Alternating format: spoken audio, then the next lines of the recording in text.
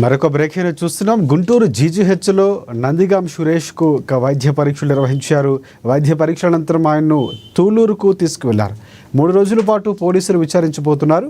ఇక టీడీపీ కార్యకర్త ఇసుకపల్లి రాజాపై దాడి కేసులో నందిగాం సురేష్ రిమాండ్లో ఉన్నారు. దీనిపై నేడు గుంటూరు జీజీహెచ్లో వైద్య పరీక్షలు చేయించారు పోలీసు అధికారులు.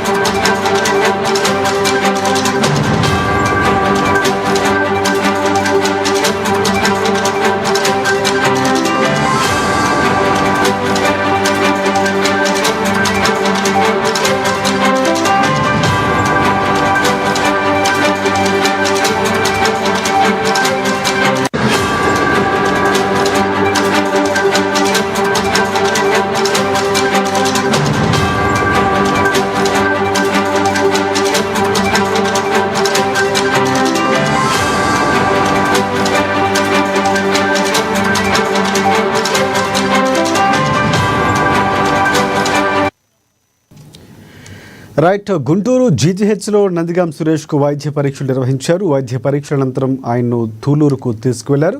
3 రోజుల పాటు పోలీసులు విచారించబోతున్నారు. టీడీపీ కార్యకర్త ఇసుకపల్లి రాజాపై దాడి కేసులో నందిగాం సురేష్ రిమాండ్లో ఉన్నారు. ఇదే అంశానికి సంబంధించి పూర్తి అప్డేట్స్ అందించేందుకు మా ప్రతినిధి గుంటూరు నుంచి రాఘవ మనకి ఫోన్ లైన్లో సిద్ధంగా ఉన్నారు.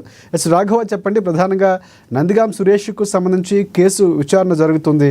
సో ఇక్కడ రిమాండ్లో ఉన్నటువంటి పరిస్థితి కనిపిస్తుంది. సో రిపోర్ట్స్ ఏం చెప్తున్నాయి? సో ఎలాంటి అంశాలు జరగబోతున్నాయి నందిగాం సురేష్కు సంబంధించి?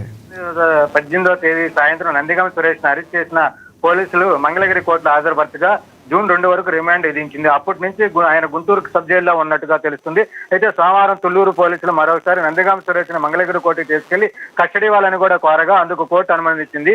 ఈ నెల 28, 29, 30 తేదీలో ఆయన పోలీసు కస్టడీకి తీసుకొని ప్రశ్నించున్నారు.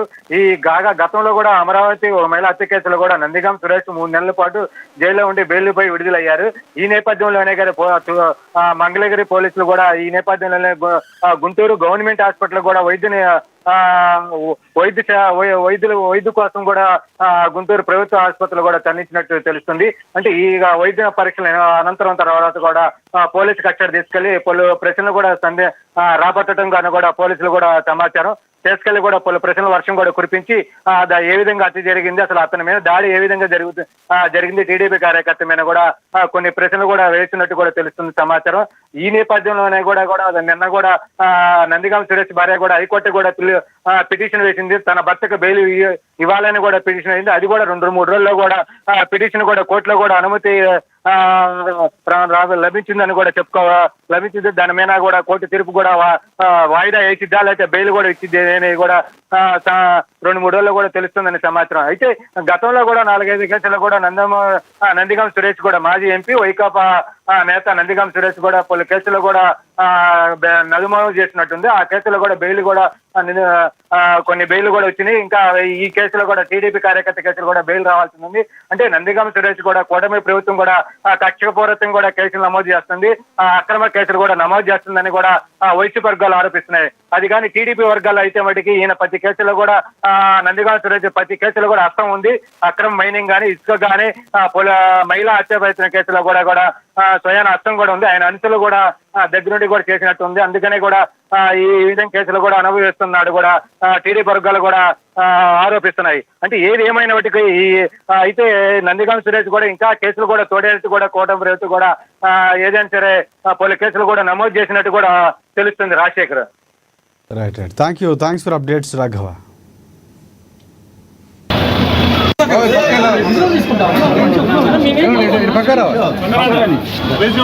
ఎందుకు